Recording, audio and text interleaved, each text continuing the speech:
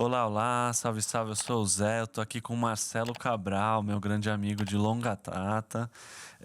Marcelo, eu queria primeiro, né, te apresentar, assim, a gente vai falar um pouco sobre essa questão de fé e ciência, né? E você é um cara que estudou, né, filosofia, tem até um pouco seu currículo aqui, né? Conta pra mim um pouco, antes de tudo, antes de falar sobre você, assim, como, né, a sua graduação, o porquê que você consegue falar sobre esse assunto que é tão complexo. Queria que você se apresentasse, assim, como cristão, né, sua caminhada de fé e falasse um pouco do porquê que esse tema é relevante, assim, para você e tudo mais. Zé, obrigado pelo convite.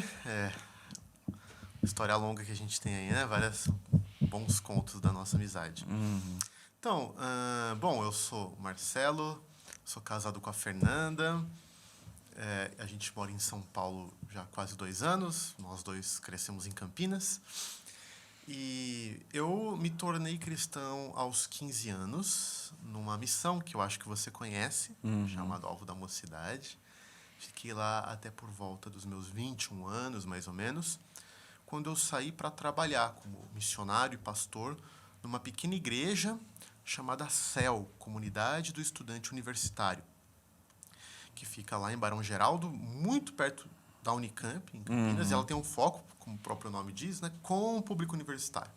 Então, por 7 anos, eu trabalhei lá cotidianamente com universitários, dialogando, conversando, ministrando. E o meu trabalho, ele envolvia, claro, a parte de pastoreio discipulado com os universitários cristãos, mas também muito evangelismo, conversa com a galera não cristã. Então, eu amo a universidade. Esse é um ambiente que eu acredito nele, na importância dele para o desenvolvimento de qualquer país. Acredito que gosto de estar lá. E acredito também na importância do evangelho estar presente lá, de vários modos. Sim. Então, assim, minha história estava lá. E falando um pouco do seu currículo, né? Você estudou na Unicamp, Sim. com economia e filosofia. Isso, 2 graduações. Fiz Daí, primeiro economia, né? Me formei. Daí, quando eu comecei a trabalhar na CEL, isso é um ponto interessante, eu percebi muito rapidamente que o único jeito de eu poder ter um trabalho efetivo na Unicamp era sendo aluno.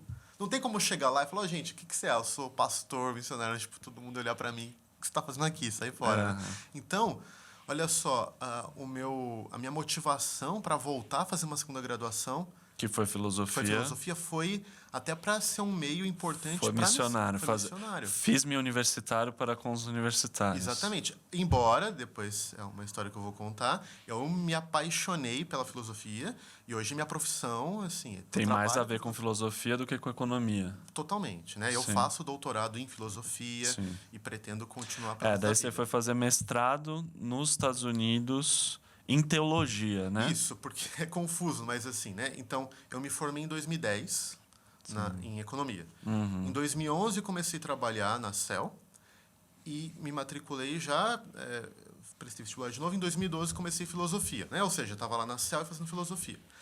Trabalhando no dia a dia como pastor e missionário, embora eu fosse alguém que sempre estudasse muito, tal, eu percebi a necessidade de ter uma formação teológica.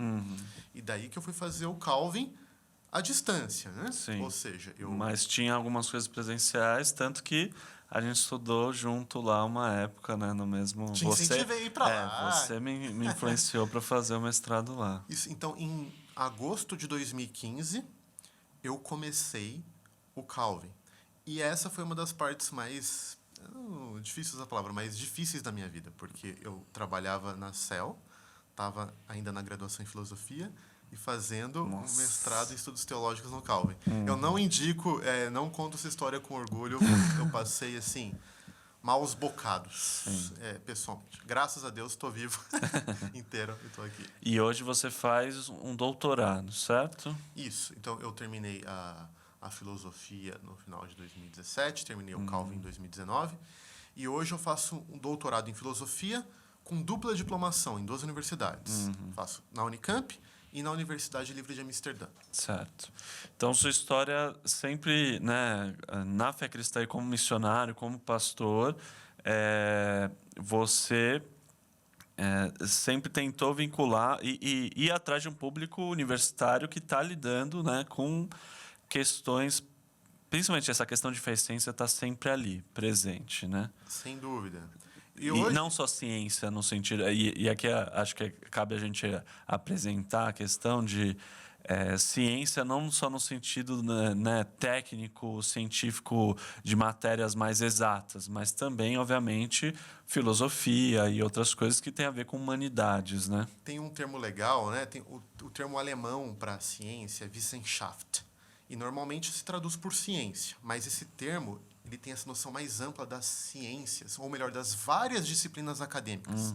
Wissenschaft incorpora tanto hard sciences, física, química, biologia, né? Mas também as humanidades, literatura, gramática, retórica, filosofia, todo o arcabouço das disciplinas acadêmicas que a gente tem. Quando você vai prestar vestibular, né, tem aquela lista gigante de possibilidades para você fazer de curso. Então, eu gosto de pensar na relação de fé com essas diversas áreas do conhecimento, essas ciências no sentido mais plural.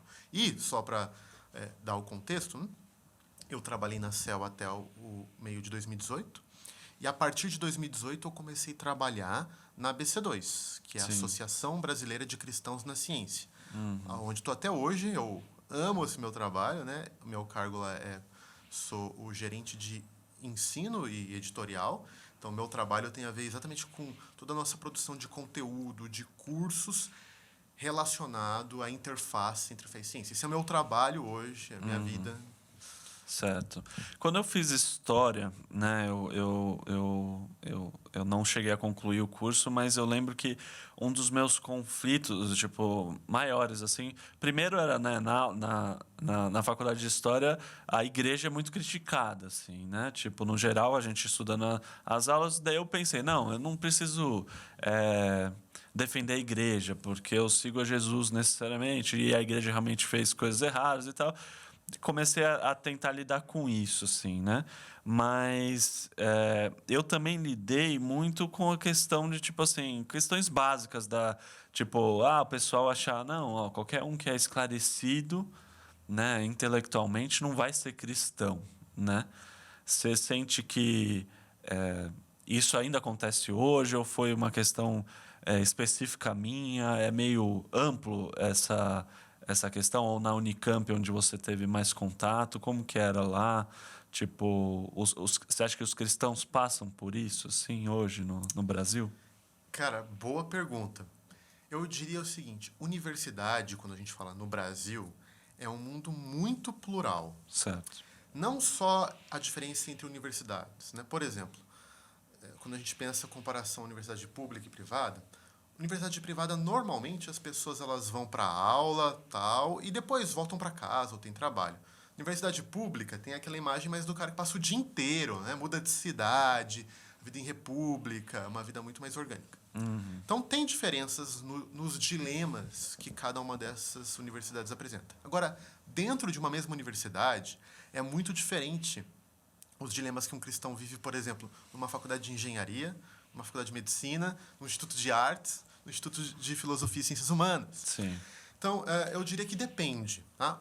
O que eu acho é o seguinte, um pouco da minha experiência pessoal e do que eu observei nesses anos, é de que, sim, existe em algum sentido preconceito contra religiosos, mas é algo que diminuiu, mesmo nas faculdades de humanas. Por quê? Exatamente pela ênfase gigante hoje que tem na questão da empatia e do pluralismo. Eu não digo que as pessoas que falam do pluralismo e falam de empatia, elas são coerentes com isso. Mas há, assim, uma tentativa de, eu não vou falar tanto da sua vida, mas você também não vem falar da minha. Eu vou respeitar as suas escolhas religiosas, mas você vai respeitar as minhas. Eu vou respeitar a sua espiritualidade, você vai respeitar a minha. Se tivesse um lugar onde esse conflito fica maior, obviamente, nas pautas morais. Então, sei lá, quando um cristão numa universidade ele defende uma pauta moral que atualmente é vista como absurda, daí eu acho que as tensões elas aumentam. Mas se você simplesmente fala, gente, eu sou cristão, tal, e não fica militando por uma pauta específica, e eu nem acho que deve militar nesse sentido, tá? Esse é um outro Certo. papo, do melhor modo de ser cristão na universidade. Aham. Mas eu acho que dá para você ter uma vida tranquila. Eu digo que eu passei, claro, por algumas situações chatas, como cristão. Não chamo de perseguição de modo nenhum, mas situações chatas, brincadeiras, gozações. Mas também muitos amigos queridos até hoje, não cristãos, que me respeitam profundamente e com quem eu convivia com bastante liberdade. Então, acho que depende, sabe? A gente, às vezes, pinta um quadro como, cuidado, você cristão vai entrar numa universidade. E daí a pessoa entra numa turma que a pessoa é tranquilo, ela não vê nada. E, às vezes, você pode entrar numa classe que tem alguns alunos específicos, tal, que vão ter uma atitude um pouco mais negativa. Eu não acho que essa imagem de que se você é cristão, você vai ser perseguido, ela representa a realidade. Não, depende. Certo. Varia. Certo. Outra coisa que tem a ver com esse mesmo assunto, né? Eu, quando me tornei cristão, meu pai era ateu e ele lia Richard Dawkins e outros caras que eu nem lembro mais tanto o nome.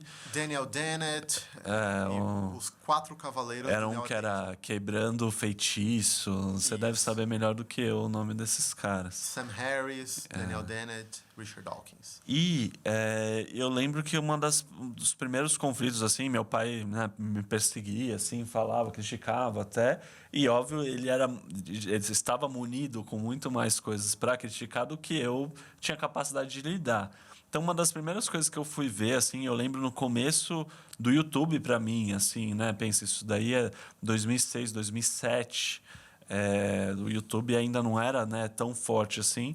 Eu comecei a ver umas palestras do William Lane Craig, assim, né?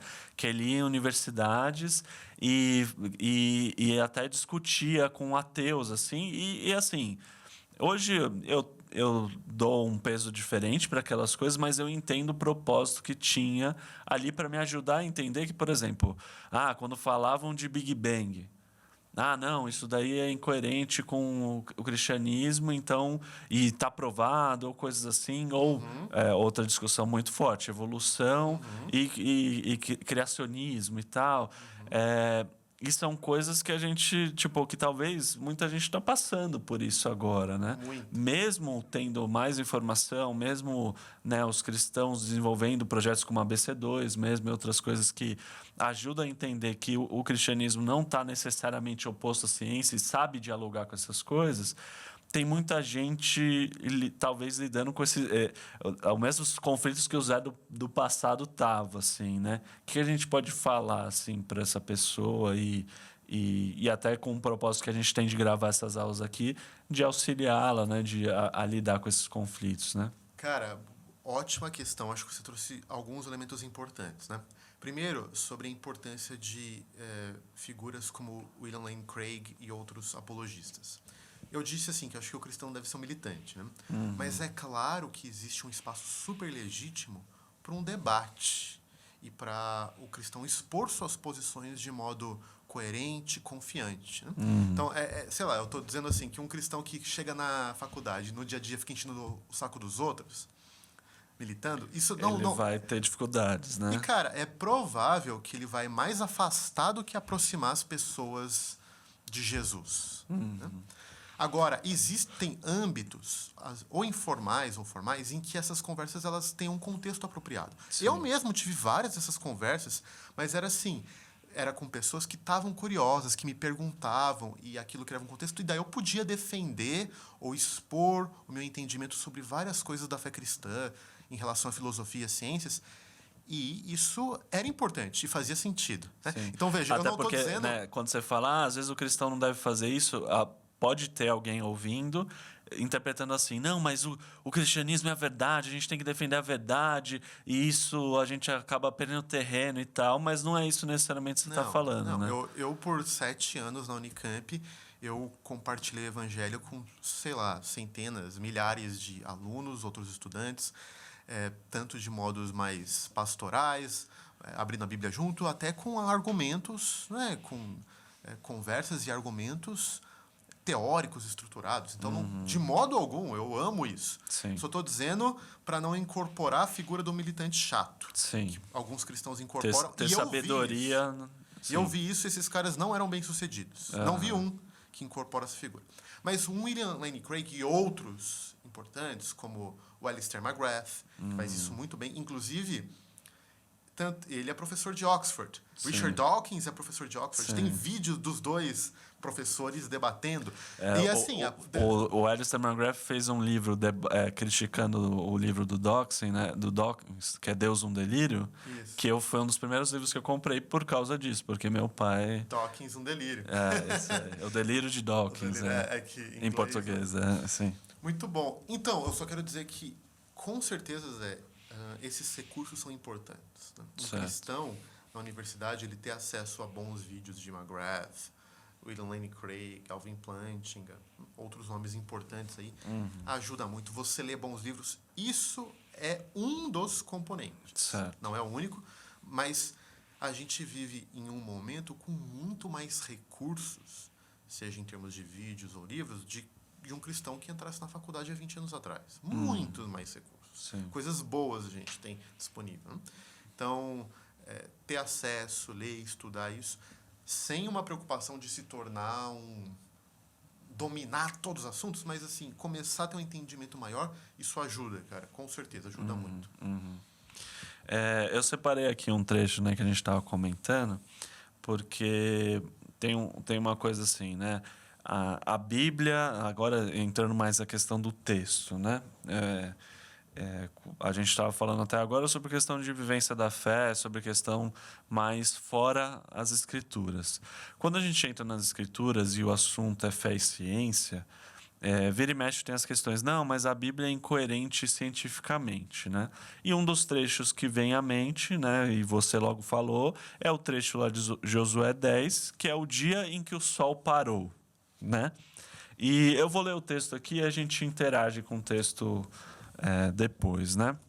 Diz assim: sucedeu que Adonisedeque, rei de Jerusalém, soube que Josué tinha conquistado Ai e a tinha destruído totalmente, fazendo com Ai e o seu rei o que fizeram com Jericó e seu rei.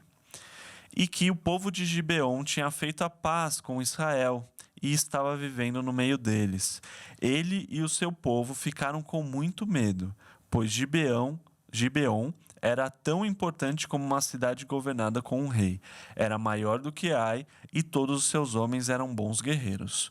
Por isso, Adoni-Zedeque, rei de Jerusalém, fez o seguinte apelo a Oão, rei de Hebron, a Piram, rei de Jarmute, a Jáfia, rei de Laques, e a Debir, rei de Eglon. Todos nomes difíceis, né?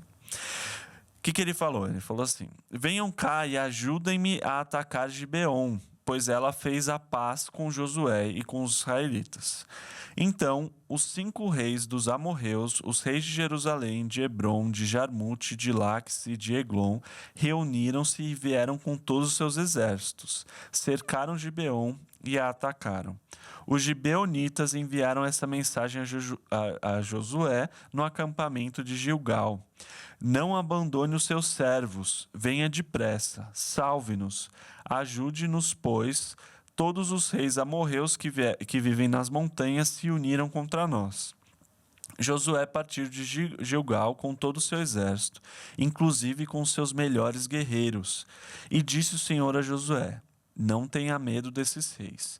Eu os entreguei nas suas mãos, nenhum deles conseguirá resistir a você. Então, a situação vai ter uma guerra ali e Josué está lidando com uma situação onde Deus está falando: não, vai lá, mesmo que esses reis estão se unindo contra você, eu tô contigo, né?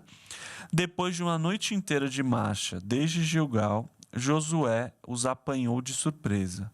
O Senhor os lançou em confusão diante de Israel, que lhes impôs grande derrota em Gibeon.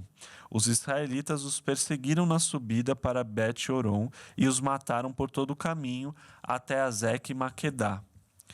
Enquanto fugiam de Israel na descida de Bet-Horon para Azeca, do céu o Senhor lançou sobre eles grandes pedras de granizo, que mataram mais gente do que as espadas dos israelitas.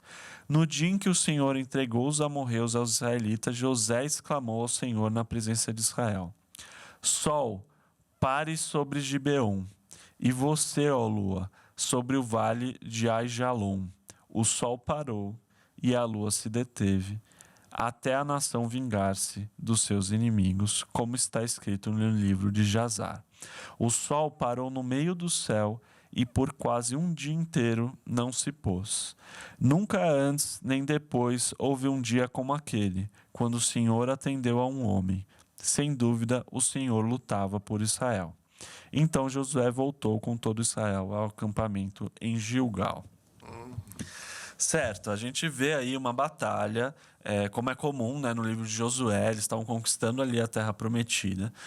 E Deus estava apoiando ali o exército dos israelitas, né?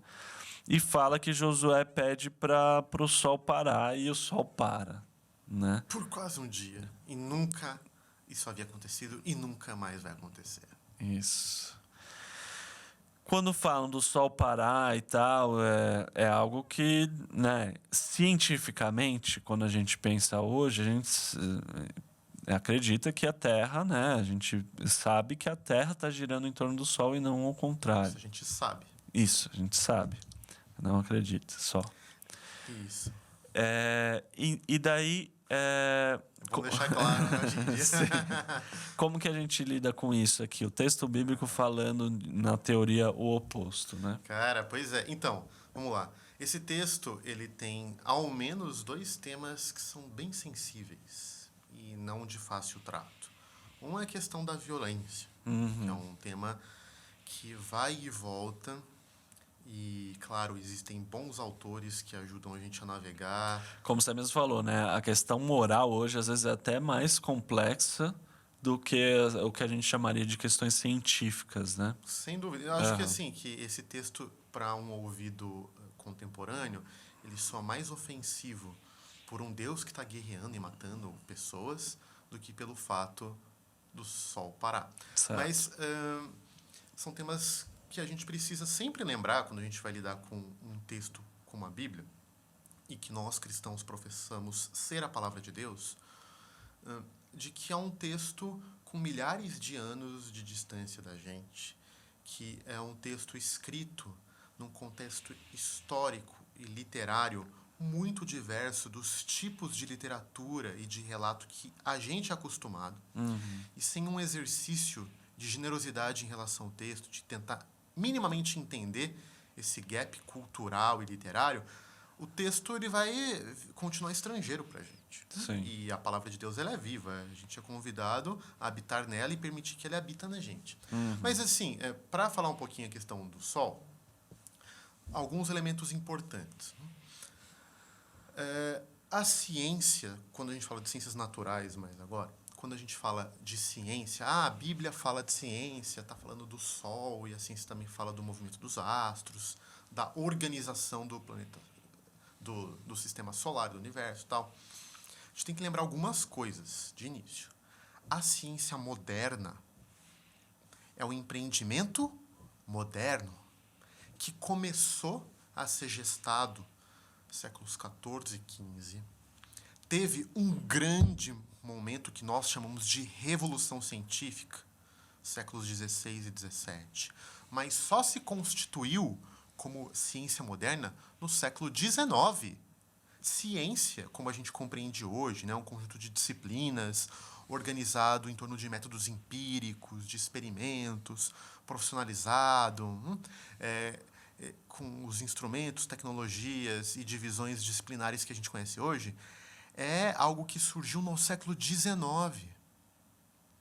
Então, quando a gente fala de ciência, gente, é algo recente. Veja, não significa, obviamente, que antes disso, seres humanos de diversas culturas não tenham buscado entender o mundo natural, buscado contemplar tanto os céus quanto a terra, A gente sabe que Aristóteles produziu uma biologia interessantíssima, outros, etc. Mas, assim, ciência é um fenômeno muito contemporâneo. Por que eu insisto nisso? Porque a Bíblia não é um manual ou um livro de ciências. Se você quiser ensinar ciência para o seu filho, não dê uma Bíblia para ele. Dê um livro de biologia, de física, de química. Isso é muito importante. A Bíblia, ela não é uma enciclopédia que contém informações sobre todos os assuntos da vida. Ela não foi escrita para isso. É um livro maravilhoso, na verdade, é um conjunto de livros. E, claro, o que eu vou falar agora, eu vou falar de modo resumido. Mas a Bíblia, ela é fundamentalmente a história de como Deus constitui um povo para, através desse povo, redimir a humanidade e uma criação. Redimir. Restaurar. Permitir que a humanidade e a natureza tenham o privilégio de viver plenos na presença de Deus e restaurado para os propósitos que Deus tem para a humanidade e para a natureza. É uma história de redenção das interações de Deus com o seu povo, com a humanidade e com a criação. Então, é um erro bem moderno. Os antigos não eram tão tolos assim, não. De achar que a Bíblia é escrita para falar sobre tudo. Veja, só deixa me fazer claro. É evidente, eu acredito, de que um coração redimido em Jesus Cristo e que habita na Bíblia vai cultivar sabedoria para pensar a vida como um todo, e todas as suas áreas. Então, é claro que a Bíblia e a vida cristã e o discipulado e o andar com Jesus e a vida na igreja deve gerar uma sabedoria. Esse é um dos... Discipulado é se tornar sábio, gente. É o que Jesus fala. O seu primeiro e maior sermão, que é o Sermão da Montanha, ele acaba comparando duas pessoas, o tolo e o sábio. Significa que o alvo do discipulado final, do andar com Cristo, é se tornar sábio. O sábio é aquela pessoa capaz de navegar na vida nos seus vários dilemas. Né? Como disse Pierre Hadot, o sábio é aquele que aprendeu a arte de viver. A arte de viver. E a arte de viver como alguém que vive a partir de Jesus Cristo, no poder do Espírito para Deus. Então, uma vida no Espírito, uma vida cultivada na Escritura, uma vida caminhando com Jesus na igreja, é para gerar pessoas sábias que são capazes de navegar e pensar sobre várias coisas da vida. Isso não significa que a Bíblia é um manual de instruções de ciências naturais, de crítica literária, de arquitetura, de engenharia naval. Não. Deus criou um mundo muito amplo. Isso, na tradição da igreja, tem um dos grandes temas da tradição da igreja que é maravilhoso, é a ideia dos dois livros. De que Deus, ele é autor de dois grandes livros. Do livro da revelação especial, da Bíblia, e do livro da revelação geral, a natureza.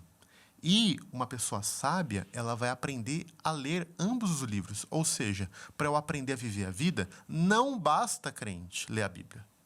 Ler a Bíblia é fundamental, mas não basta. Você também vai ter que aprender a ler o livro da natureza, né? Que daí é uma metáfora para ler o mundo e ler a vida, né? A vida. Lidar com... Sim. Então, deixa eu dar um último exemplo para caracterizar isso. Muita gente hoje fala de autoconhecimento. Isso não é algo nada moderno, né? Lembra do que Sócrates dizia, conhece-te a ti mesmo, como uma das coisas fundamentais. Quando você vê Confissões de Agostinho, que é, para muitos, um dos maiores escritos dentro dos tesouros da igreja, é uma grande investigação a ele mesmo, ao seu coração. Então, essa coisa de conhecer a si mesmo não é uma pira dos contemporâneos, é algo que está na tradição do conhecimento, da filosofia e da teologia. Da fé cristã. E da fé cristã. Mas só quero dizer, às vezes, eu já vi gente falar assim, para eu conhecer a mim mesmo, basta eu ler muito a Bíblia. Falso. Totalmente falso. Conheço muita gente que sabe a Bíblia de cor e é um tolo em relação a si mesmo. Conhecer a si mesmo envolve, sem dúvidas, olhar para fora, conhecer a Deus e Jesus, a imagem de quem a gente é feito e para onde a gente está apontando. Mas também envolve você conhecer a sua própria história, reconhecer as suas próprias limitações, saber quais são seus gatilhos emocionais, né? Você vai percebendo que existem certas situações, certos tipos de pessoas que despertam em você sentimentos. Tem gente que é completamente ignorante a respeito de si mesmo, dos seus traumas, dos seus medos, da sua história. Então, conhecer a si mesmo, existe todo um elemento de profundidade bíblica e também um elemento que a gente pode dizer aí de uma consciência psicológica de si.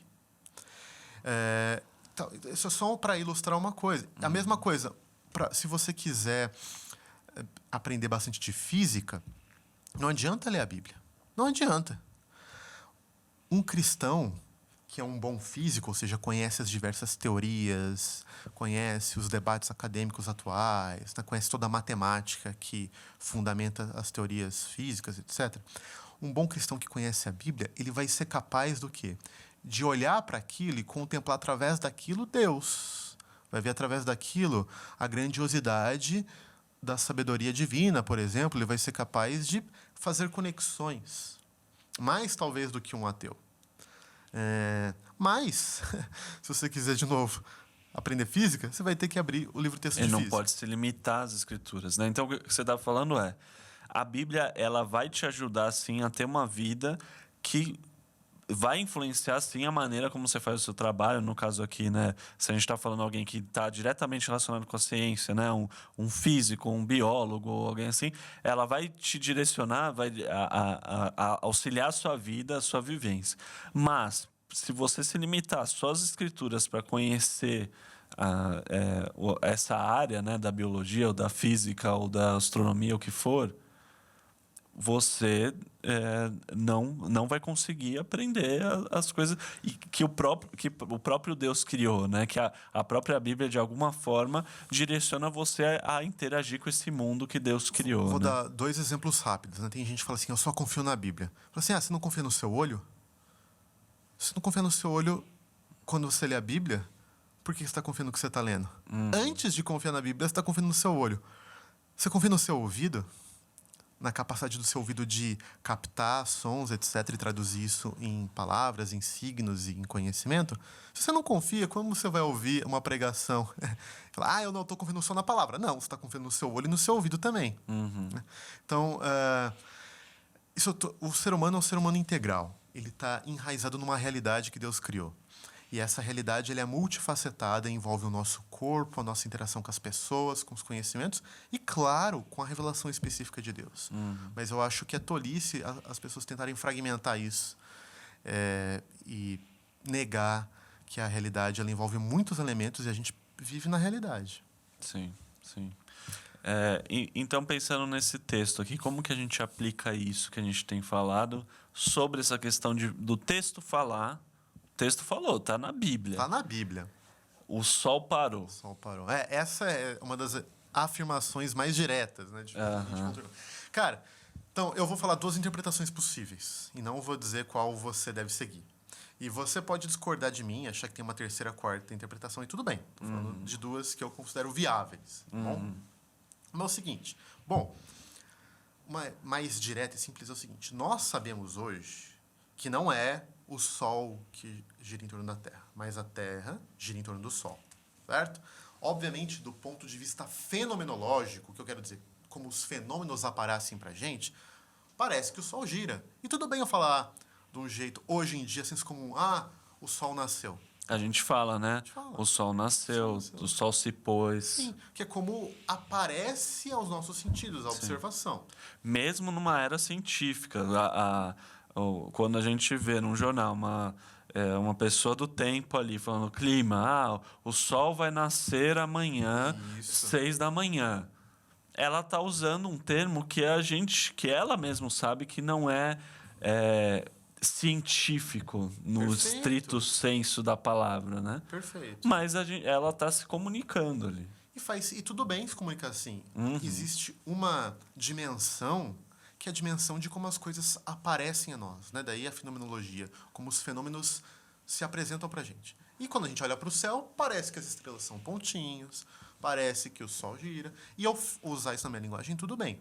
Acontece que com a ciência contemporânea a gente é capaz hoje de descrever com muita mais precisão o movimento real dos astros, que é incrível, né?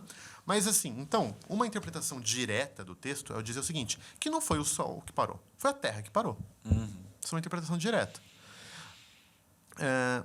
Como que a Terra parou? Não tenho a menor ideia. Ah, mas e toda a questão da velocidade da Terra? Como você vai parar a Terra e o ímpeto? O que acontece? Não ia todo mundo sair voando? Não ia causar uns terremotos gigantes? Sei lá, provavelmente sim. Deus é Deus Todo-Poderoso? Ele pode segurar a Terra? Pode, tá? Então, uma interpretação direta do texto com o nosso conhecimento atual é que não foi o Sol que parou. Foi a Terra que parou. Mas estava lá o israelita olhando para o céu, parecia mesmo que o solzinho parou. Sim, se Josué falasse que a terra parou, ele não ia ser entendido, né? Essa é a questão. Não, nem ele ia entender. Sim, não faz sentido. Porque, ó, Deus não podia sussurrar no Zé, ouvido dele, se for esse o caso, né? não podia. E isso E fala, não, é a terra que parou. Cara, muito bom isso. Deixa eu só fazer um paralelo antes da segunda interpretação, porque isso é importante. Todo o nosso conhecimento, todo o seu, o meu conhecimento, todas as nossas ideias, crenças, opiniões, elas não estão listadas na nossa cabeça como se cada ideia e opinião fosse um papelzinho numa caixa guardada. Então tem um papelzinho lá falando assim, o Sol gira em torno da Terra. Então bastava Deus tirar esse papelzinho e jogar outro, e sussurrar. O nosso conhecimento, de nenhum de nós funciona assim. Todo o nosso conhecimento, ele se dá em torno de perspectivas. Ou seja, as nossas crenças, ideias, memórias, emoções, elas são agrupadas e conectadas em relações muito complexas. Tanto que toda vez que você aprende uma coisa, você aprende como? Por associação. Você tem a sua estrutura de conhecimento, você ouve uma informação nova, você vai ter que dar um jeito de encaixar e relacionar. Quem que memoriza fácil, quem aprende fácil, são pessoas que têm capacidade de associar ideias novas com a sua teia já estabelecida de informações.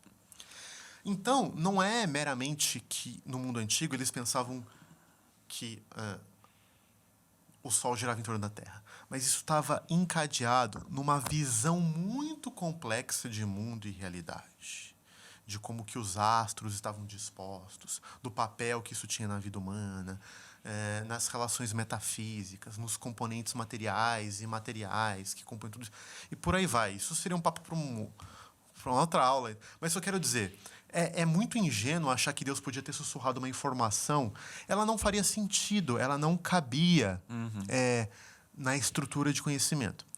Com as devidas proporções... Como não caberia hoje coisas que a gente nem imagina que são da realidade, que talvez no futuro as pessoas saibam. Cara, eu já vou fazer um exemplo mais recente. Até meados do século XX, a visão ortodoxa, o mainstream da ciência, era de que o universo era eterno e imóvel, estacionário. Essa era a visão dada como certa, inclusive de Einstein. Pela própria teoria da relatividade geral de Einstein e das equações lá que ele achou, uma das consequências era que o universo estaria expandindo. Cara, isso era um absurdo. Não era concebível para Einstein, tanto que ele inventou lá uma constante para travar o universo. Ele, porque não tem como. Foi um padre chamado Lemaitre que foi questionar Einstein. Falou, não, Einstein, o universo está expandindo. Daí Einstein falou, não, isso é impossível. Por quê? Porque se o universo está expandindo, quer dizer que ele teve um começo. Sabe qual foi a resposta de Einstein? Nine, nine, nine. Não, isso é impossível. Einstein rejeitou. Foi necessário anos, com novas evidências que foram descobertas, para Einstein ter que dobrar o jeito e falar, cara, eu estava errado. O universo está expandindo e teve um começo. Isso é impressionante. Então, tá vendo? Mesmo para um dos maiores gênios da humanidade, que foi Einstein, não cabia para ele uma coisa que quebrava como a mente dele estava estruturada. Então, é ingênuo achar que Deus podia ter sussurrado no ouvido de Josué uma nova informação como se fosse uma coisa única. Isso está sempre atrelado a toda uma rede de modos de experienciar a vida, o mundo, de observar, etc. Tá? Agora, deixa eu falar rapidamente da segunda interpretação, que é uma interpretação mais alegórica do texto. Certo. Tá? Aliás, eu não vou usar o termo alegórico, perdão, vou refrasear isso aí, porque alegoria é um método de interpretação que cresceu muito a partir da Idade Média, tanto em judeus como cristãos. Tem alegoria? Tem antes, mas é um modo assim. No mundo antigo, e isso está nos escritos do Antigo Testamento, era muito comum você falar de eventos históricos revestidos de uma linguagem cósmica e cósmica para denotar importância teológica. Então, por exemplo, quando a gente vê lá em Marcos 13 ou nos textos paralelos de outros evangelhos que naquele dia, né, as estrelas vão cair, etc. Veja, não faz sentido falar que as estrelas vão cair, as estrelas não estão presas. Mas usa toda uma linguagem cosmológica sobre os astros e toda a grandiosidade que eles representam para apontar para momentos decisivos na história. Então, o texto não está falando que as estrelas vão despencar uma a uma. Isso nem existe. As estrelas não são pontinhos fixos, né? Mas Marcos 13 está apontando provavelmente para a destruição de Jerusalém, da destruição do templo iminente dos romanos. Isso aconteceu em 70 depois de Cristo. Mas ele usa toda uma linguagem cosmológica para falar de eventos decisivos na história e, mais especificamente, na história do povo de Deus. Eventos cataclismáticos, né? E usam-se toda uma linguagem cosmológica. No próprio livro de Josué, ele termina dando a entender que todos os povos da terra prometida foram dizimados e agora Israel está lá. Mas você abre uma página para frente, em Reis, o que você descobre? Tem um monte de povo lá. Tem gente lá, eles têm que lidar com isso aí. Tem um monte de gente lá, né? Então, o que está acontecendo? Uma das coisas é que existem vários recursos literários. Um deles é uma hipérbole. Isso não é mentirinha, gente. Isso é modo dos antigos contarem histórias, para enfatizar elementos teológicos que eles querem enfatizar. Então, Josué é um livro com hipérboles, com exageros. Isso tem. Isso tem no livro, ponto. Tá? Para encher de significado aquilo que está acontecendo. Né? Então, não é meramente mais um pequeno povo, civilização brigando no Antigo Oriente Próximo. É o povo de Deus ocupando um lugar escolhido para desempenhar o papel que Deus tem para esse povo em redimir a humanidade e a criação. Então, não é de se impressionar de que, em um desses momentos decisivos, use-se uma linguagem cosmológica, como é usado em outros textos da Bíblia, em que o foco não é o movimento dos astros em si, mas o foco é um evento terrestre revestido de significado teológico. Ah, Marcelo, você está abrindo mão da verdade da Bíblia. Eu acho que eu não estou, mas nem eu fecho com essa interpretação. Só estou colocando para vocês duas interpretações possíveis do texto. Eu acho que as duas são plausíveis, dado a natureza do texto. Né? Existem outras? Existem, mas coloquei duas que eu acho factíveis para esse texto aí. E com essas duas interpretações possíveis, aí a gente exclui uma outra que seria falar, não, então, na verdade, tudo é uma mentira, a ciência é uma mentira, são dois modos de ver, né? Ou a ciência é uma mentira e o Sol a gente não gira em torno do Sol, ou a Bíblia é uma mentira porque ela está falando isso. E a gente está falando que não. Para a gente entender a linguagem das escrituras, a gente tem que entender a maneira como a pessoa via aquilo e até a própria maneira de se falar as coisas, né? Como a gente ainda hoje vive, o exemplo que a gente deu desse próprio exemplo. O sol nasce, o sol se põe. Perfeito. A gente usa essa linguagem hoje. A gente tem que entender que as escrituras também vão usar da mesma forma, né? Perfeito.